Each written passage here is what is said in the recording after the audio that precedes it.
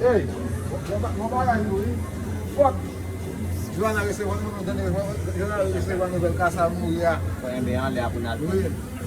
Kes na fembal na. Siya man dan.